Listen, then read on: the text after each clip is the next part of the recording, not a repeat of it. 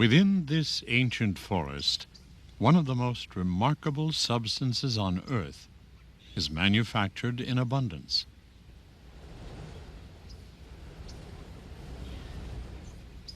The silken strands of a spider's web. A matchless blend of flexibility, lightweight, and strength. As durable as the fibers used in a bulletproof vest, while stronger than steel of equal weight. And every day it is spun and woven to perfection by a common yet extraordinary engineer.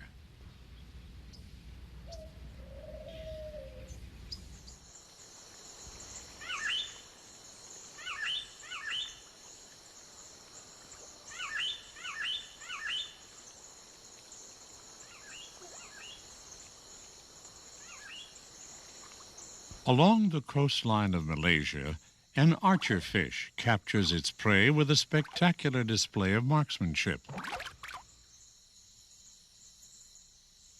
Powerful blasts of water are shot at targets up to 4 feet away, as the fish demonstrates uncanny accuracy while overcoming the visual obstacle of refraction.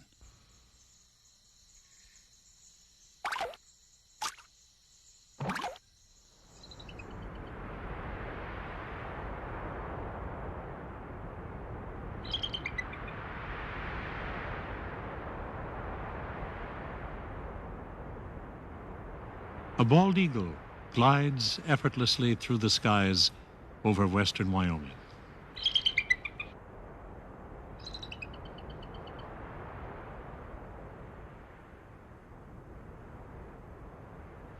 Endowed with razor-sharp talons and eyesight at least 8 times keener than a human being's, this majestic bird of prey can spot a trout from 200 feet in the air, then keep it in range throughout a descent exceeding speeds of 50 miles an hour.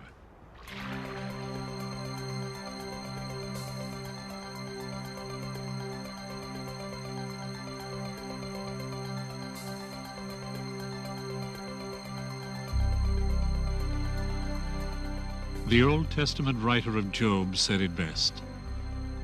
Now ask the beasts, and they will teach you, and the birds of the air, and they will tell you. And the fish of the sea shall declare unto you. Who among these does not know that the hand of the Lord has done this, in whose hand is the life of every living thing? The scripture echoes across every desert, hillside, and open plain. For within the precepts of order and design, provision and plan, so inherent throughout the animal kingdom, the fingerprints of God are indelibly etched. Let us look then and learn from the creatures with which we share this planet. And as each plays out its unique role in the continuing celebration of life on earth, the reality of the Creator's existence and care takes on a new and even richer sense of wonder.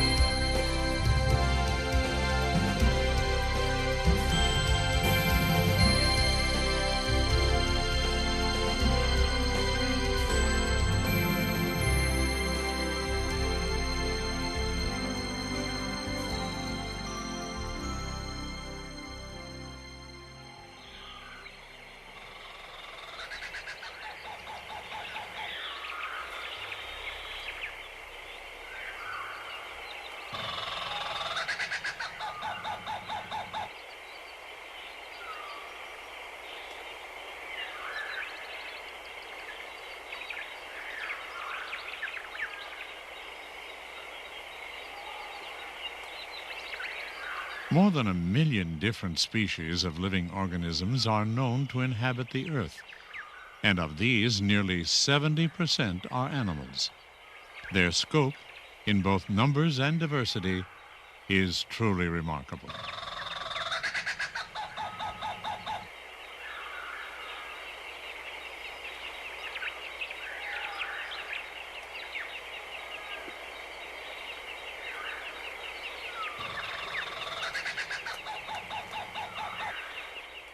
A small corner of this Central American rainforest, for example, is home to at least 2,000 different species of mammals, insects, reptiles, and birds.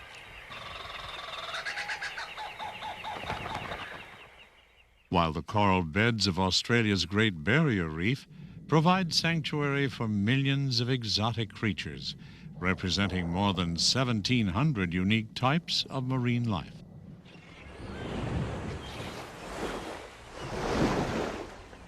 Even a drop of salt water contains an impressive zoo, as a microscope reveals a menagerie of fascinating but rarely observed animals, all thriving in a liquid world half the size of a dime.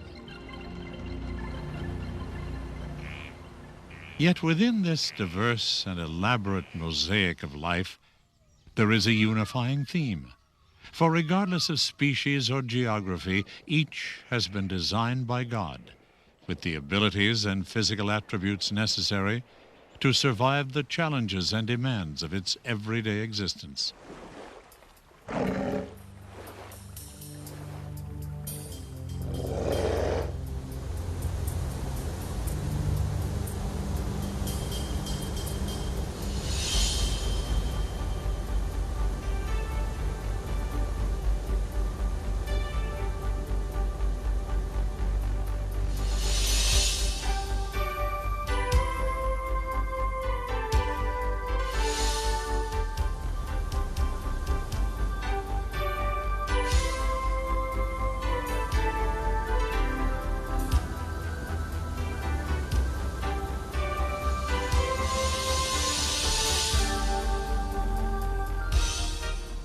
If the virtues of persistence and determination could attain a living form, the resulting creation would almost certainly be a Pacific salmon.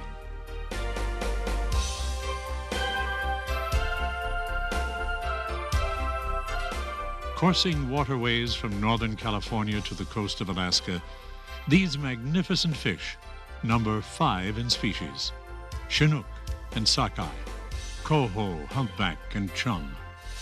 At maturity, they range in weight from 2 to 100 pounds.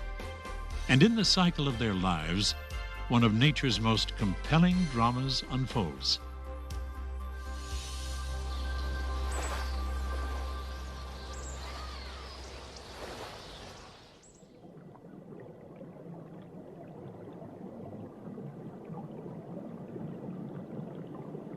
In the shallows of an inland stream, countless thousands of eggs usher in a new generation of Pacific salmon. After hatching, the tiny fish stay close to the protection of their rock and gravel nests. Their first nourishment is drawn from the bulging yolk sacs attached to their stomachs. Then later, after several weeks, they will search for food in the stream.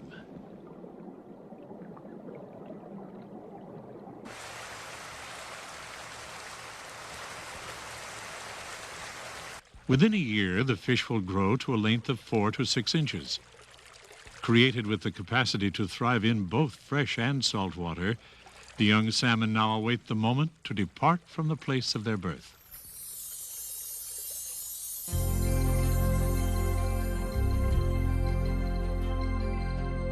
On a spring evening, under the protective cover of darkness, thousands of fish head downstream.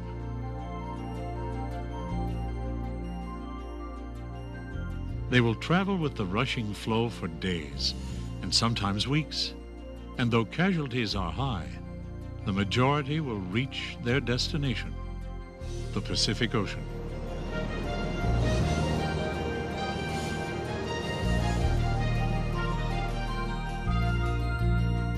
While making the necessary adaptations from a fresh to saltwater existence, the most mysterious period of the salmon's life begins. In a matter of days, the fish will disappear into the waves of the Pacific for 1 to 4 years, depending upon the species. Swimming north in massive schools along the coast of Alaska, the fish then move out into the open waters of the sea, traveling in counterclockwise arcs that can span halfway to Japan and back again.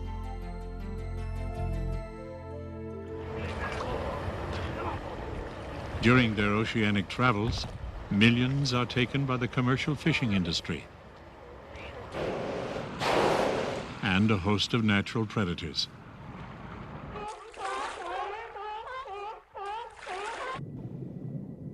But those that survive reach maturity in size and strength while preparing for the last phase of their odyssey, the return home.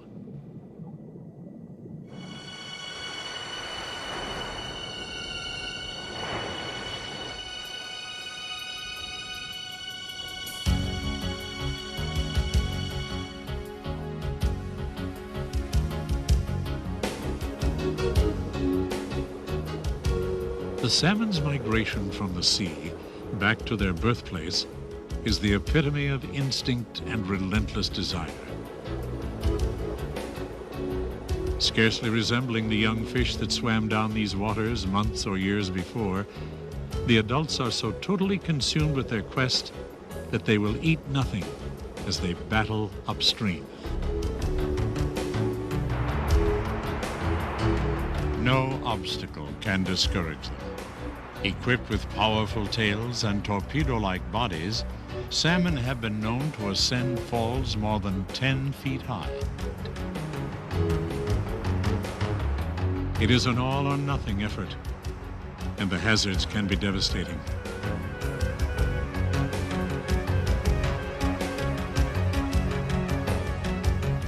Yet the survivors push on, sometimes more than 1,000 miles, bypassing hundreds of streams, creeks, and tributaries they encounter along the way.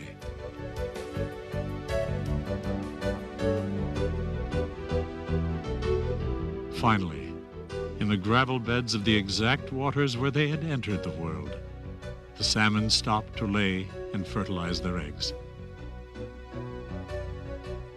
A new generation ensured, their life mission fulfilled. They soon die.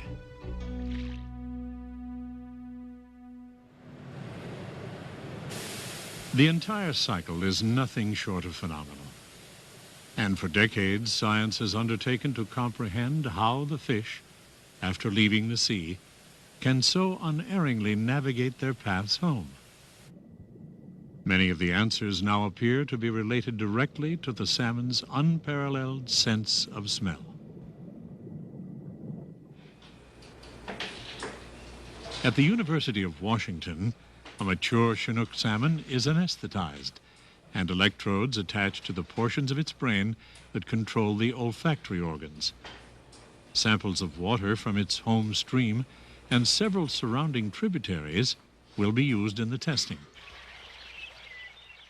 We now know that in nature, every stream has its own fingerprint, a unique chemical composition that sets it apart from all others. In some cases, the differences between the waters can be significant, but often the chemical variances from one stream to the next are virtually imperceptible, except to the salmon. First, water taken from a stream less than a mile from the fish's birthplace is dripped into its nose, triggering only a moderate response. Water from another nearby source creates a similar reaction. Now watch as the salmon's home water is introduced. Tests like this have shown that the fish can accurately perceive chemical solutions as dilute as 1 part per billion. That's sensitive enough to detect a tablespoon of salt mixed into 18 Olympic-sized swimming pools. Perhaps the most graphic display of the salmon's incredible homing instinct and sense of smell came to light at the Prairie Creek Fish Hatchery in the Northern California community of Oric. It was here that an unexpected discovery revealed a migration journey almost beyond belief. On the morning of December 2nd, 1964, a 2-year-old male coho salmon was found swimming among hundreds of juvenile fish in one of the hatchery's 5 concrete rearing ponds. Closer examination revealed that the back fin of this unexpected visitor had been clipped with the distinctive identification mark of the Prairie Creek facility, a mark carried only by fish raised in this pond and released to the sea the year before. The dislodged wire screen used to cover the pond's drain box provided an obvious but improbable explanation to the puzzling scene. Perhaps the fish, in an attempt to reach its home water, had entered through the maze of pipes in the hatchery's drainage system. Apart from a hoax, it was the only logical conclusion to be drawn. Yet a look at the route the fish would have taken defied all logic.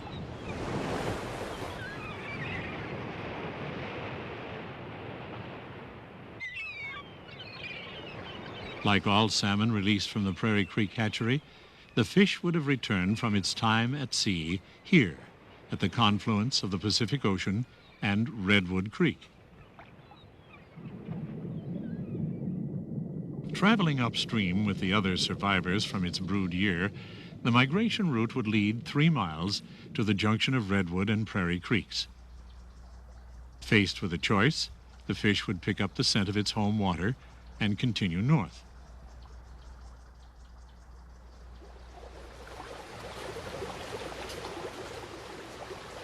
A mile and a half later, at this point, where the waters of Prairie and Lost Man Creek merge, a similar but more difficult decision must be made. Pausing here, the salmon picked up 2 familiar signals. The previous year, it had been released behind the hatchery in Lost Man Creek. Yet instead of retracing its path back to where its journey began, it chose to resume its northbound course. The reason for this unusual action could be found near the highway, 100 yards to the east.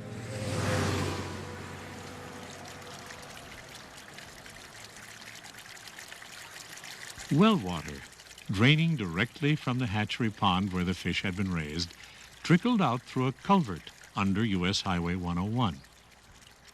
Normally, this water would be absorbed by the porous ground before reaching Prairie Creek. But heavy rains that winter had created a small channel that carried the signal home all the way to the determined scent. Following the familiar scent, the fish would leave the creek to enter the shallow rivulet, only about 9 inches deep. Then swim through dense vegetation to the opening of the culvert. Home was near, yet the difficulties to be encountered had only begun.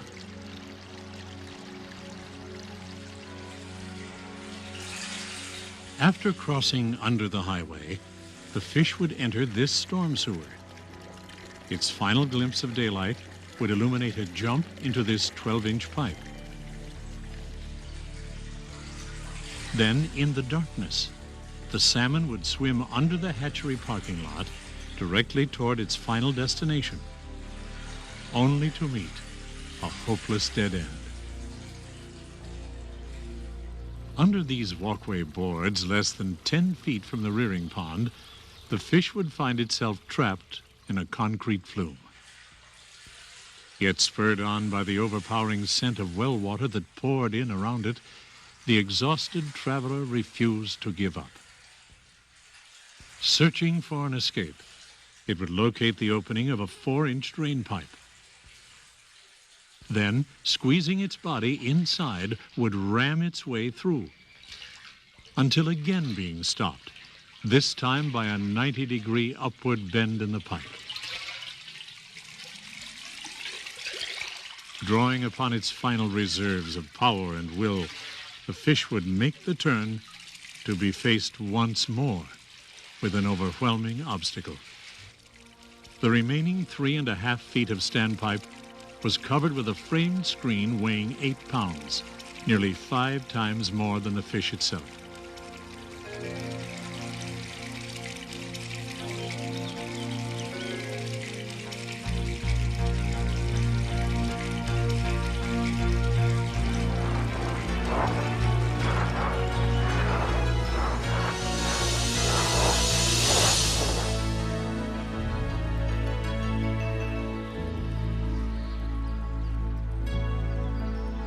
As the battered fish swam among the juvenile salmon on that memorable December morning, doubts and questions about its journey filled the air like heavy mist. Finally, the decision was made to lift the boards covering the drainage flume. And moments later, speculation gave way to awe and wonder. 72 coho salmon, all bearing the fin clip of the Prairie Creek hatchery, were trapped within the flume. Each had battled alongside its indomitable companion to make all but the final leap back to the pond where life began.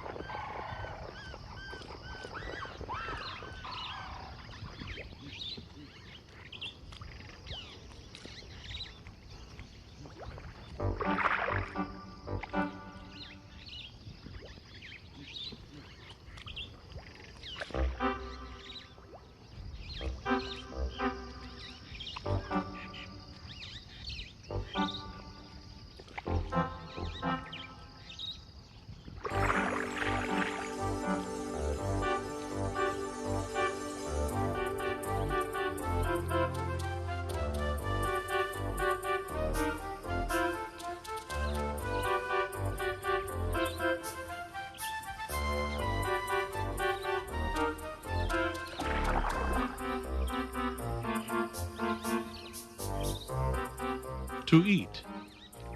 It has been defined as the process by which food is collected, then taken in through the mouth, to ingest, chew, and ultimately swallow.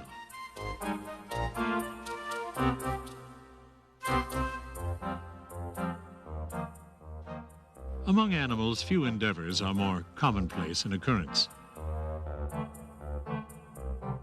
nor often more ingenious in their execution.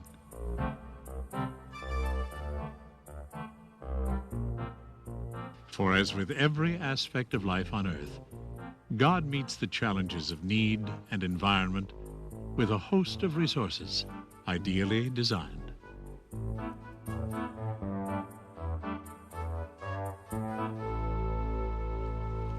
Consider the skimmer.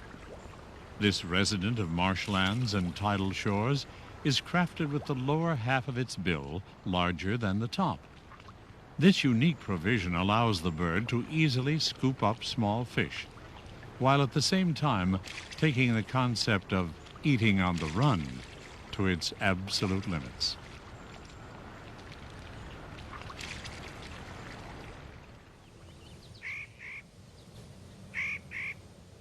For the inhabitants of this remote desert cave, finding a meal is an exercise in high technology.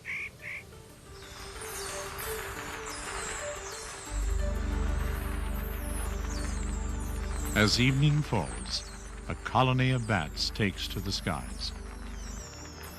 Amidst a million pairs of beating wings, creation's only flying mammals, can locate and consume more than 200 tons of insects under a canopy of little or no daylight.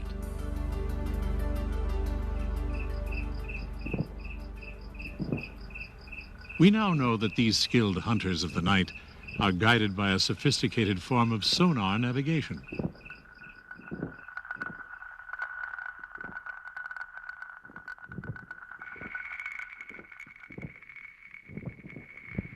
High-pitched cries emitted in flight echo back and are detected with such speed and accuracy that the bat can instantly gauge the size, distance, texture, and relative velocity of any object targeted.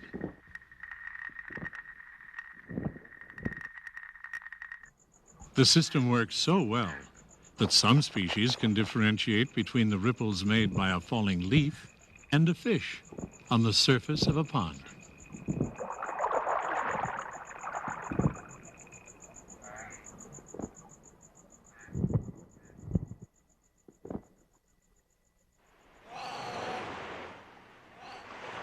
Sometimes God's handiwork is displayed through both an animal's physical design and its instinctive behavior.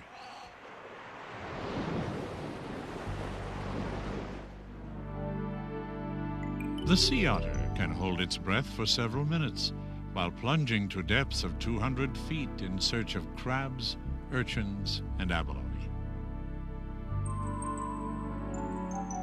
After locating a shellfish, the resourceful mammal uses a rock like a hammer, pounding continuously until the abalone's substantial grip is broken.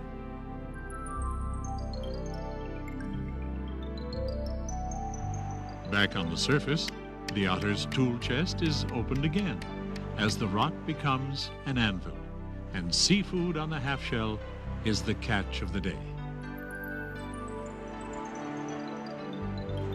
But hidden among these impressive demonstrations of food-getting prowess are moments when less active, more subtle virtues prove absolutely vital.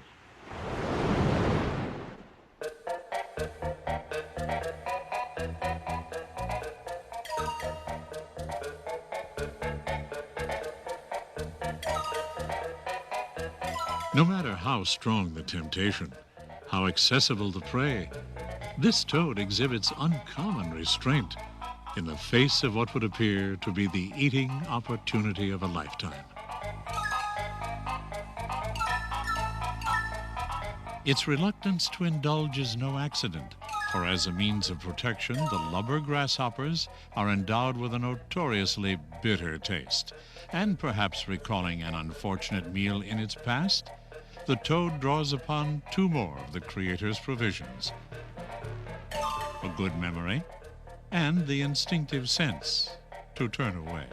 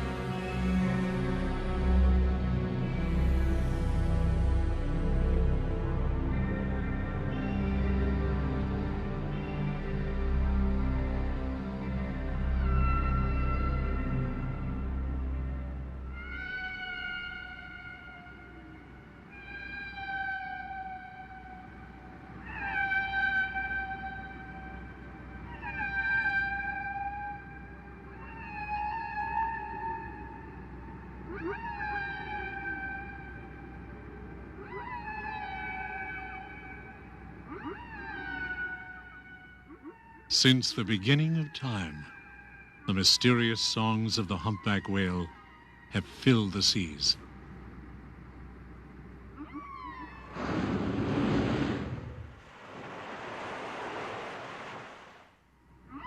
Marine biologist Dr. Roger Payne has described them as complex, repeated patterns of sounds, much like verses or choruses, lasting from 6 to 30 minutes before being repeated again.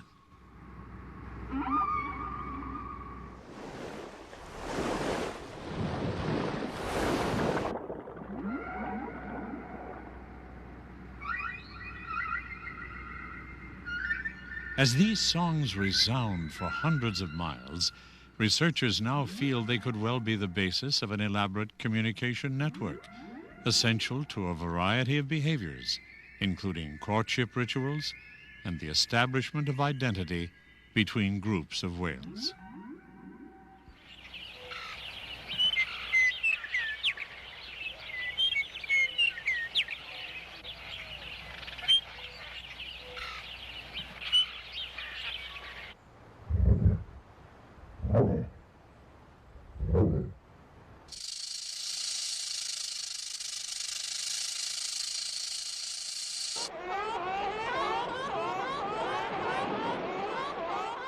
Throughout the animal kingdom, the act of communication is ongoing, diverse, and absolutely vital to survival. Often, the methods employed are vocal. Here, a baboon sentry effectively warns its troop of a hyena's threatening presence.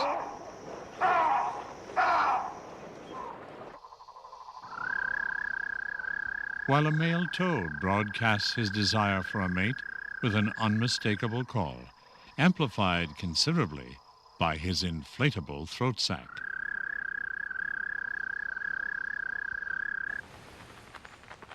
Sometimes, however, actions speak as loud or even louder than sounds. By pretending to have a broken wing, this killdeer turns in an award-winning performance, convincing a potential predator that she, and not her nest, is the easiest target. While an Australian frilled lizard faces danger with a more direct message of intimidation. If its assailant isn't scared off, however, the lizard's safety hinges upon another of its formidable gifts: excellent foot speed.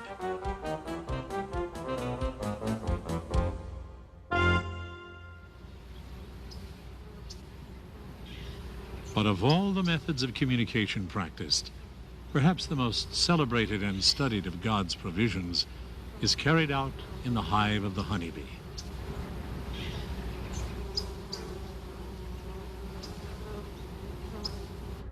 Here, the collection of nectar, the basis of the bee's food supply, is dependent upon the insect's ability to both convey and understand detailed directions. A complex language is the key to their existence. And to illustrate its effectiveness, a saucer of sugar water is first set out in a suburban backyard. After a few hours, a scout bee makes its discovery and then flies back to the hive. In a matter of minutes, scores of other bees appear. It would seem that the scout had led them all back, but in reality, a far more amazing process enabled the bees to find the saucer.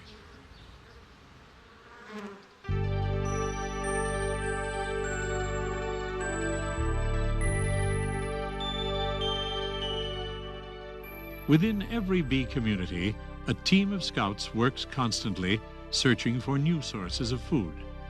When successful, each returns to the hive to share the news of its discovery.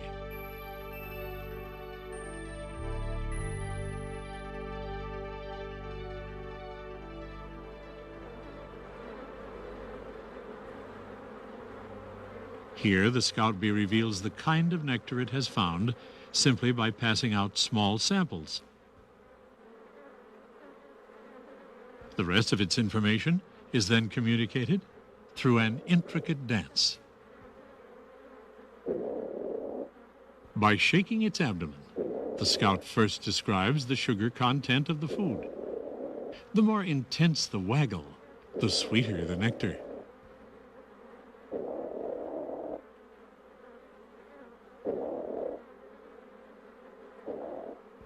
The direction to the food source is then revealed by the angle of the dance. When the bee dances straight up on the comb, she is telling the others that food can be found by flying directly toward the sun. If food can be found by flying away from the sun, she dances straight down. By varying the angle of the dance, a scout can indicate a food source in any direction. In this case, the food is located 90 degrees to the right of the sun. This dance indicates a food source 40 degrees to the left of the sun.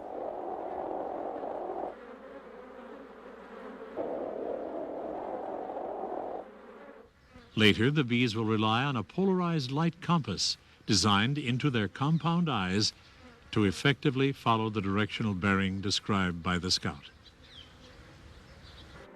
However, if a bee is to find food, she must know not only its direction, but also its distance.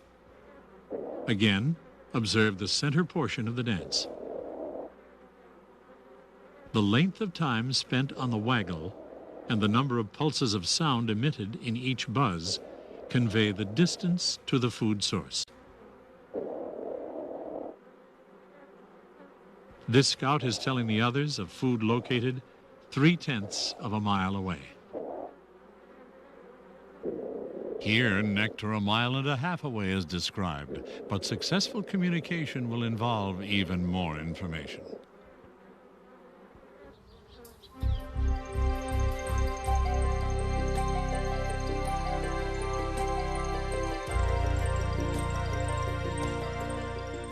A bee normally flies about 15 miles an hour.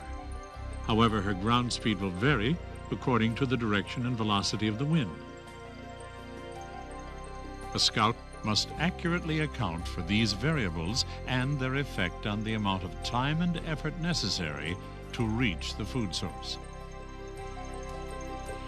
To demonstrate just how well the bee's language works, 3 feeders, each containing nectar, are set out in different locations.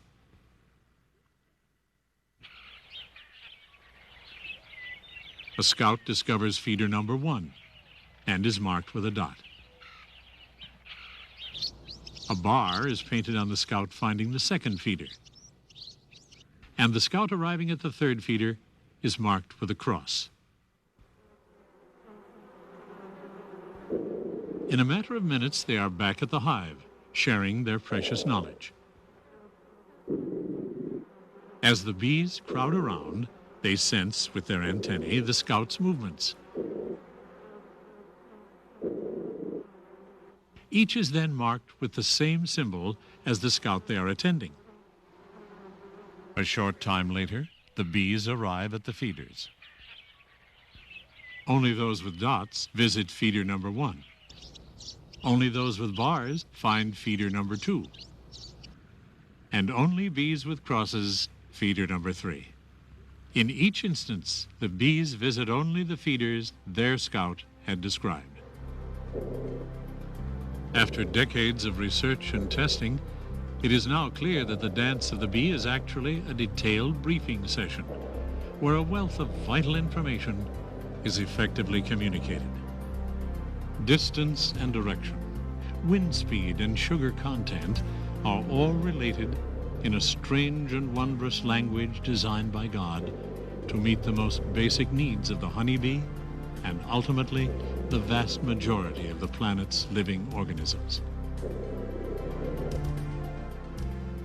For as the bees successfully collect nectar, they also pollinate a world of flowering plants, ensuring a new cycle of vegetation, and with it, a continuing bounty of oxygen and food.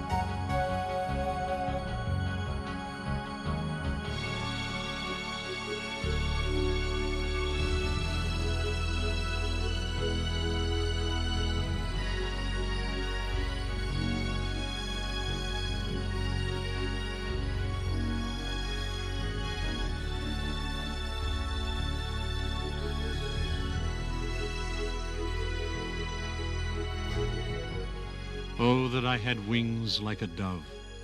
Then I would fly and be at rest. David's words from the Psalms convey a universal desire that has burned within the human heart throughout recorded history. To soar like a bird, loose from the bonds of earth, unrestricted and free.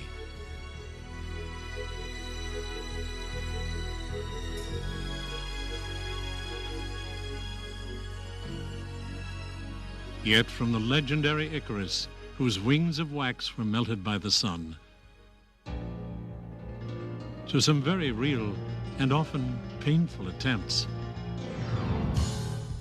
the joys of self-empowered flight have remained as dreams.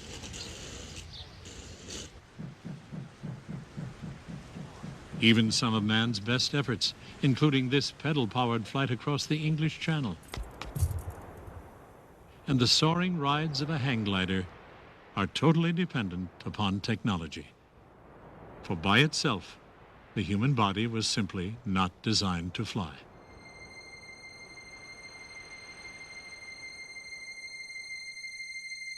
In the domain of hawk, gull, and sparrow, however, physiology and aerial prowess are synonymous.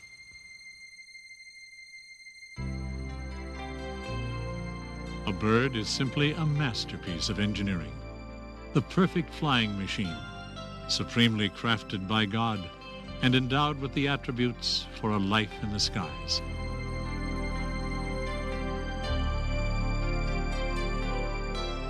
Its breast muscles, which operate its wings, for example, are enormous, in some birds comprising 33% of their total body weight.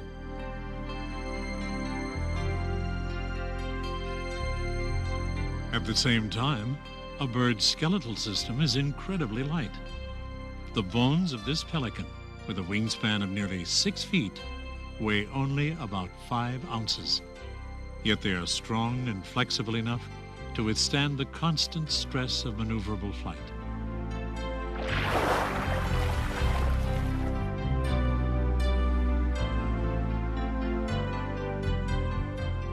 Add to this package highly efficient digestive and respiratory systems, a large and powerful heart, and feathers that streamline, insulate, and provide the necessary lift for wings and tail, and it is easy to understand how Solomon could describe a bird in the air as a sight too wonderful for me.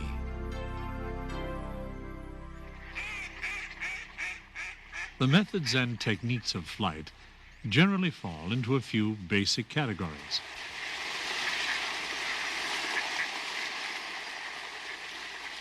Flapping, or power flight, involves a strong downward stroke that results in rapid lift and forward thrust. Generally, the larger the bird, the slower it flaps its wings. In contrast, the hummingbird will beat its wings up to 80 times a second while performing what has been called the most versatile display of aerial skill in all of God's creation. The tiny bird can hover or fly in all directions, forward, backward, or to the side, depending upon its needs. Its rigid wings move in a unique figure-8 motion, powered by exceptionally strong muscles and a flexible swivel joint at its shoulder. The tail works as a rudder, controlling the direction of movement. Not surprisingly, the hummingbird expends tremendous amounts of energy, and to survive, must consume twice its body weight in food every day.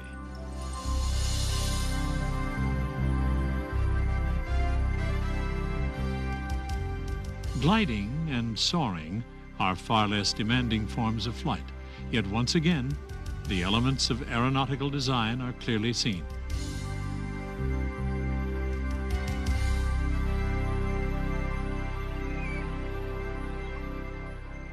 This fulmar is slope soaring, riding on air deflected upward from the cliffs as its wings work in harmony with the surrounding wind currents.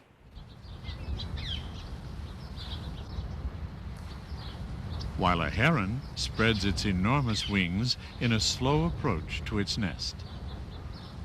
Large primary feathers at the end of each wing offer precise control of both speed and direction.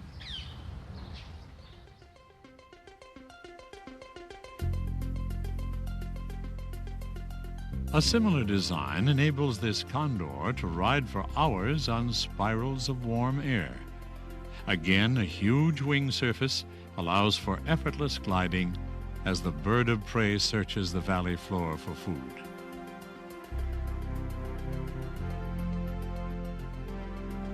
But for all the soaring wonder and power that so abundantly fills the skies, perhaps the supreme testimony to the Creator's gifts of flight and life itself is written on the tissue-thin wings of an extraordinary insect.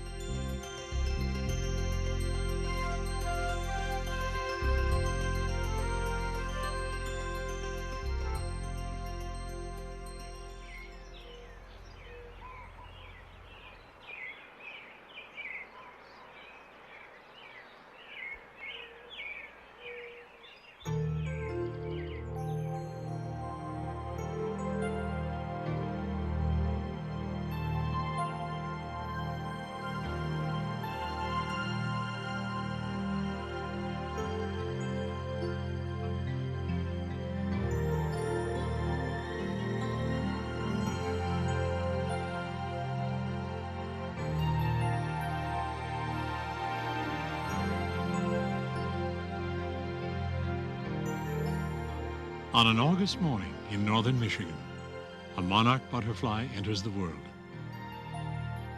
At first glance, the newly emerged insect seems an unlikely candidate for a migration that will carry it across a continent.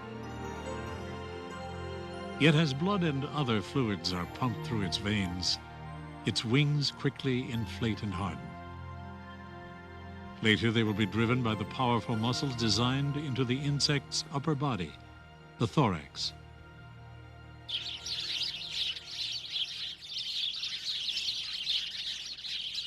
The monarch is one of the most familiar North American butterflies. Prolific during the spring and summer throughout Canada and the United States, they are probably best known for their unusual relationship with the milkweed.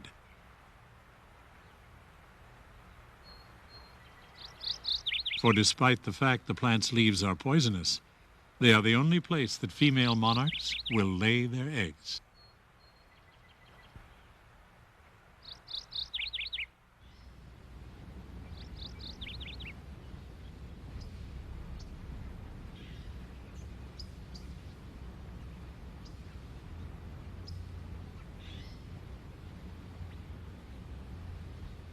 After hatching, a monarch caterpillar grows rapidly while devouring the milkweed's leaves and flowers. In the process, large amounts of the plant's toxic chemicals are absorbed. Fortunately, the caterpillar is protected by an immunity that will be passed on with the poison to the butterfly.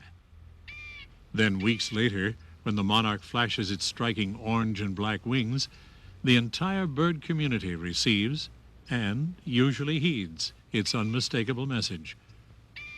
I taste terrible. Leave me alone.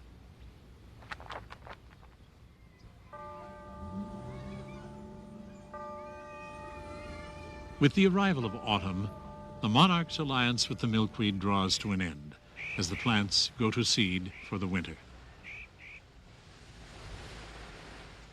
The time has also come for the butterfly to undergo a significant physical transformation of its own.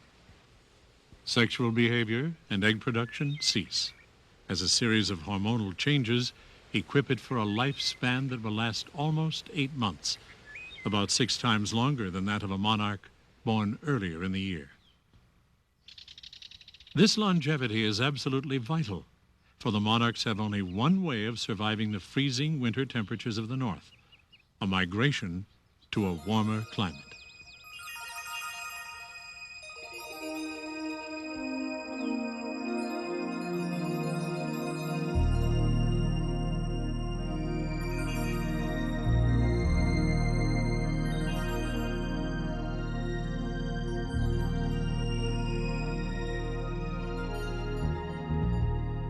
Of all the migrations undertaken in nature, the monarch's trek to its overwintering grounds is one of the most astounding.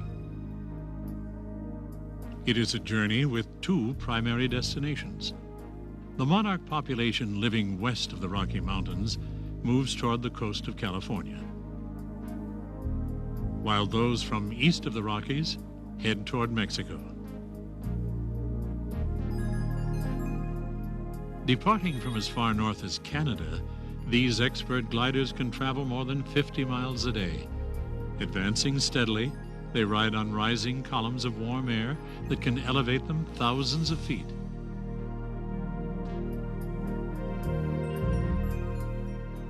The majority of the eastern population reaches the Gulf Coast of the United States by late October or early November. Some will spend the winter here along the shore, but for most, the journey south is far from over.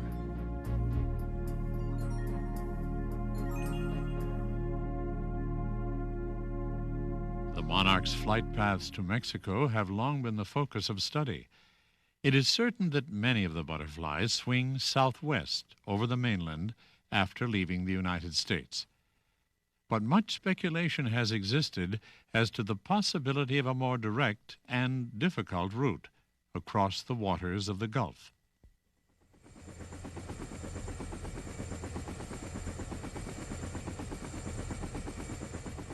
In October of 1991, a team of volunteers recruited by research biologist Dr. Gary N. Ross and positioned on gas and oil rigs across the northern Gulf scanned the horizon for evidence of the migration. On this Unocal platform, 75 miles south of the Louisiana coast, Dr. Ross first glimpsed and documented the evidence he was seeking.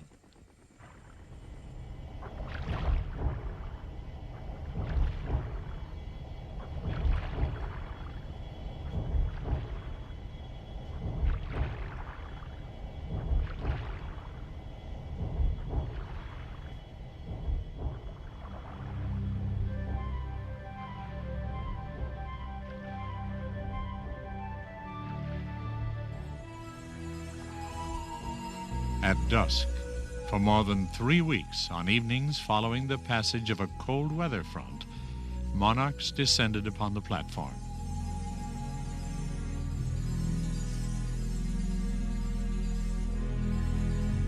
Perhaps attracted by the lights, the butterflies interrupted the longest non-stop leg of their journey.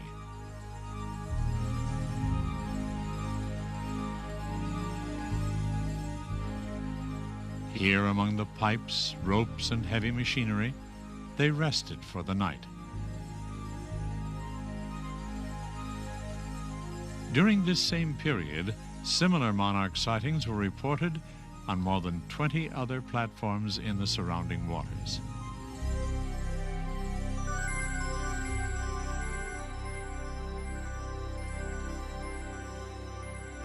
With the coming of dawn, the butterflies would stretch their wings and depart with the same suddenness that had marked their arrival, to traverse the remaining 400 miles of ocean that separated them from Mexico.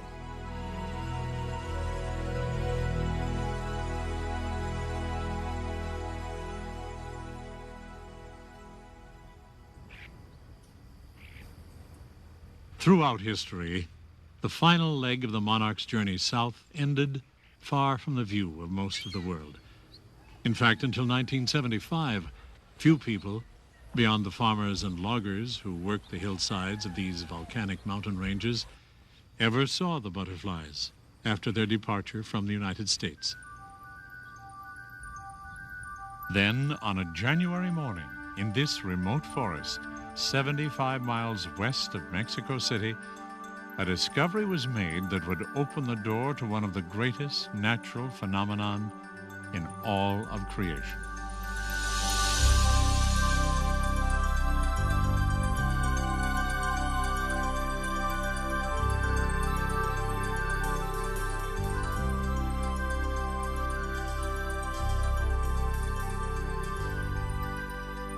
Millions of monarch butterflies, most of the eastern population, were gathered among the trees 9,000 feet above sea level.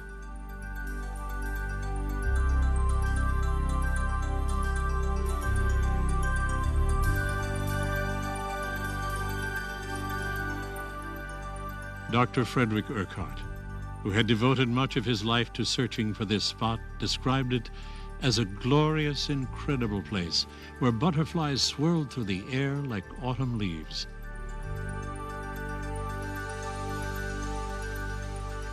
The dramatic discovery soon led to a torrent of new questions about the insects. How many were there? Why did they choose this location?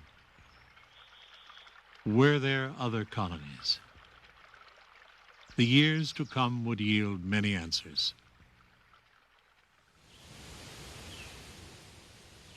Since 1975, 30 different overwintering colonies have been identified within a 30 by 70 mile area. It seems that this secluded forest meets all of the critical climate demands necessary to sustain the estimated 100 million monarchs that come here each year.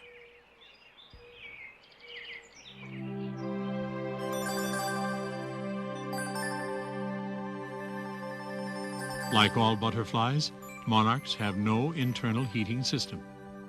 Instead, they are designed to collect solar heat with their wings in order to sufficiently warm their muscles for flight.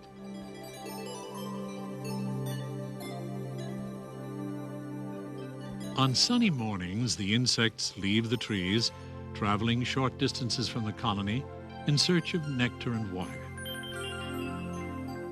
They will remain active throughout the day until the cooling temperatures of late afternoon trigger a return to the branches of the oyamel firs.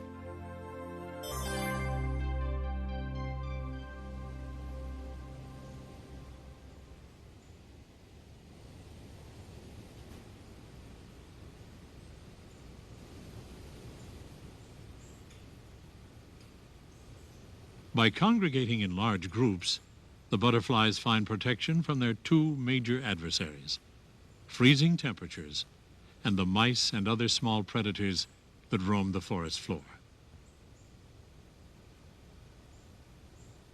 If one should fall from a tree, it shivers instinctively while looking for a sunny spot to warm its muscles enough for the short flight back to the safety of the elevated clusters.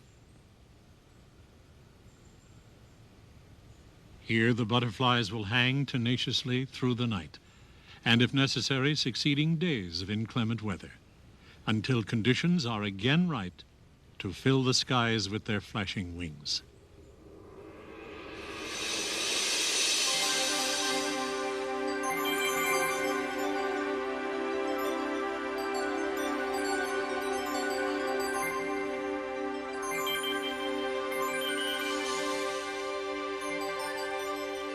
They have journeyed, sometimes thousands of miles, to a patch of forest they have never seen before, guided by forces beyond human understanding to ensure the survival of their species.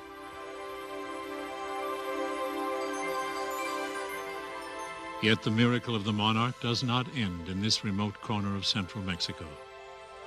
For in a few weeks, with the arrival of spring and a new crop of milkweed, the butterflies will leave the colonies to mate and lay their eggs. These monarchs will soon die, never to return to the overwintering sites. But in the months to come, their offspring and succeeding generations will move steadily north, following the milkweed, while living out the brief cycle of their lives. Then in the cool days of early fall, yet another generation, 4 or 5 removed from this one, will again set out, as God has planned, embarking on a wondrous migration to the same trees that have offered sanctuary to their ancestors for centuries.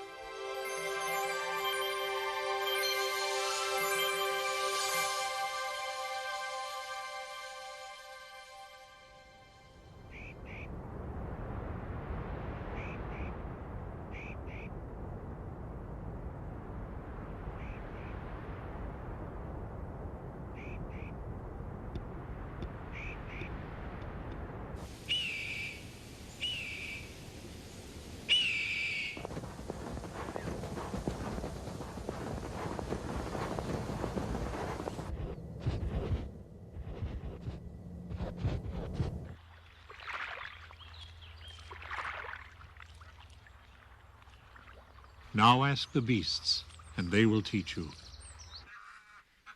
and the birds of the air, and they will tell you,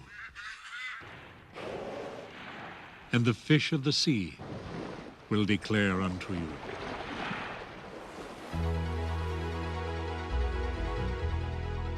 After more than 2,500 years of observation and analysis, the words from Job still ring true. For the insights we have gleaned from the creatures that surround us continually touch our lives.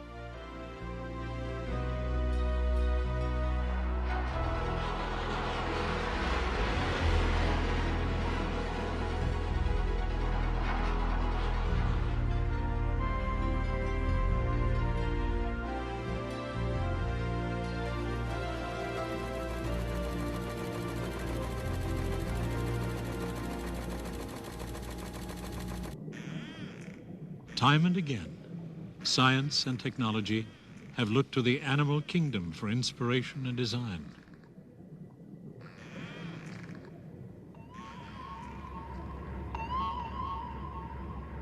And more often than not, imitation of nature has yielded spectacular results.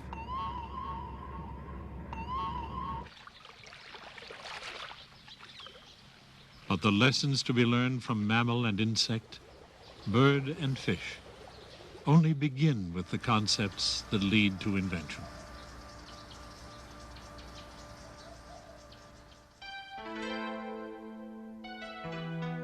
In 1691, the British naturalist John Ray structured his classic discourse on the marvels of animal physiology and behavior around these thoughts.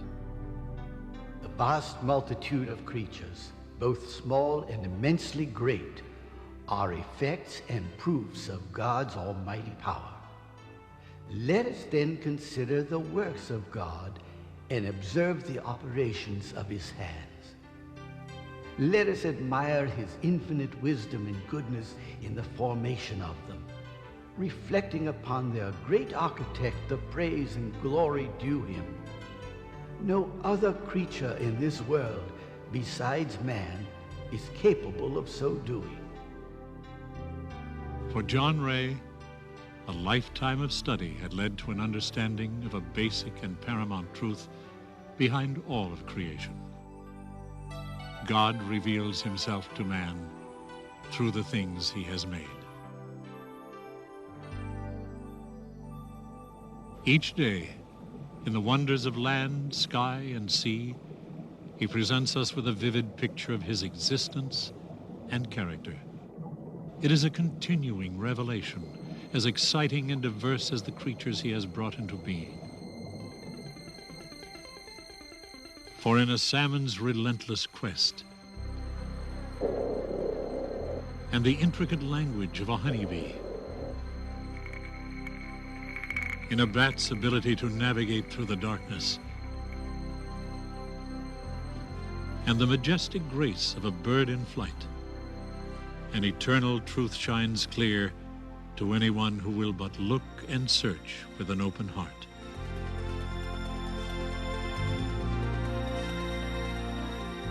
The God of all creation is real and alive. His power and wisdom are without limit. And he cares and provides abundantly for the life that he has made.